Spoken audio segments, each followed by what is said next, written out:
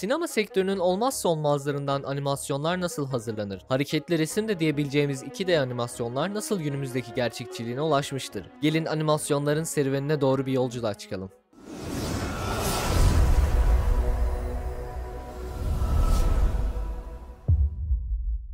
İlk olarak animasyon kelimesinin kökenine bakalım.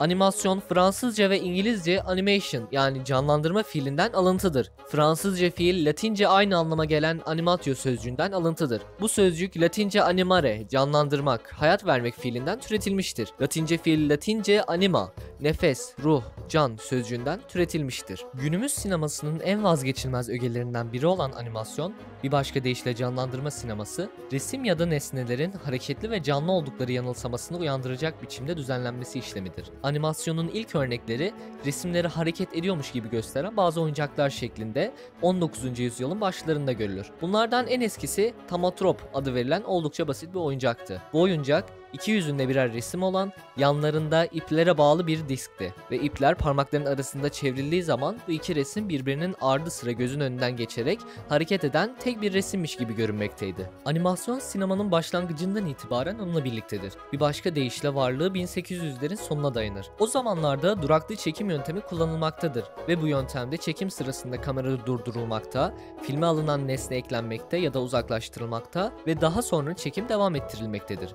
1907'de Stuart Blackstone, duraklı çekim tekniğini kullanarak Humorous Faces of Funny Faces adlı animasyon filmini yapmıştır. Bu tarihten itibaren bu teknikle birkaç tane daha animasyon çekilmiştir. Ancak 1914 yılı animasyon tarihinde bir dönüm noktasıdır. Earl Hurd 1914'te sel animasyonu kullanmaya başlamıştır. Bu yöntemde kareler tek tek çizilerek çizgi testinden geçirilir. Daha sonra ara kareler çizilerek temize çekilir. 1928-1938 yılları arasında çizgi film sinema eğlence aracı olarak olağanüstü bir gelişim gösterir. Animasyonun 10 yıl gibi kısa bir sürede sinemaya taşınarak sesli filmlerin üretilmeye başlamasıyla Walt Disney yapımı filmler öne çıkar. Masal kahramanlarının sinemadaki yerini animasyonlar almıştır. Bu filmler arasında Mickey Mouse, Donald Duck, Silly Symphonies ve ilk sesli çizgi film olan Steamboat Willie sayılabilir. Renkli ve kısa filmler dalında Oscar kazanan ilk film Flowers and Trees ve ilk uzun metrajlı film olan Snow White and the Seven Dwarfs bu dönemin diğer filmlerindendir.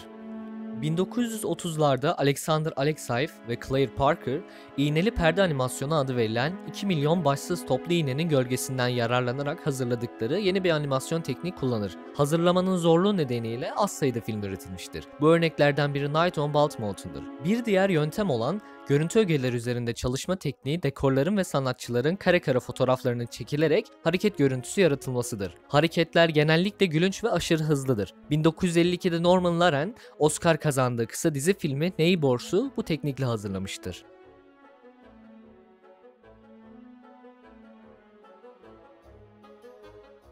Dijital animasyon ise sel animasyonun bir uzantısı olarak günümüzün en önemli animasyon yöntemidir. Bilgisayarlarla canlandırmanın son derece ayrıntılı işlemleri temelde canlandırma sineması ile aynı ilkelere dayanır. Animatör her şeyden önce arzu edilen modelin bir şeklini yapar. Çizilen model genellikle bilgisayar ekranında telden bir iskeleti andıran poligon ağlarından oluşmuş 3 boyutlu nesne şeklindedir. Steven Spielberg'ün Jurassic Park'ı ve That Becomes Her'ı bu yöntemin ilk örnekleridir.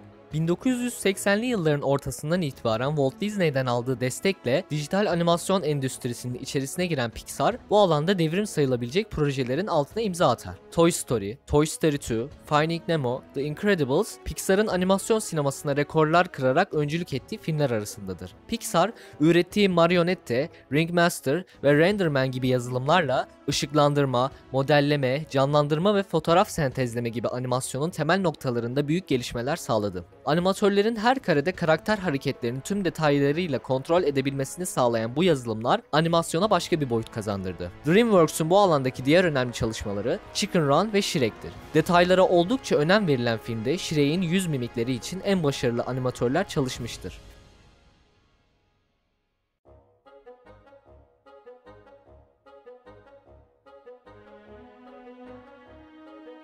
Filmlerde, video kliplerde ve reklamlarda animasyon kullanımı ülkemizde daha fazla insanın bu sanat türünü tanımasını ve sevmesini mümkün kılmaktadır. Ancak Türk animasyonunun diğer ülkelerle kıyaslanabilir olduğunu söylemek zor. Diğer ülkelerde animasyon çalışmaları her gün televizyonda yayınlanırken ülkemizde sadece çocuklar hedef kitle olup onlara göre yayın yapılmakta. Yani animasyon çalışmalarımız ağırlıklı olarak çocuklara yönelik. Ancak durum Avrupa'da böyle değil. Birçok Avrupa hükümetinin desteğiyle yerel ve evrensel değerlere dayalı eğitici animasyon filmleri üretilip yaşlı çocuk denilmeden herkese sunuluyor. Bu konuda onları örnek almak, animasyonların sadece çocuklar için yapılmadığını anlamak için ilk adımlardan biri olacaktır. Böylece bir videomuzun daha sonuna geldik. Videolarımızdan haberdar olmak için abone olmayı ve bize destek olmak için beğenmeyi unutmayın.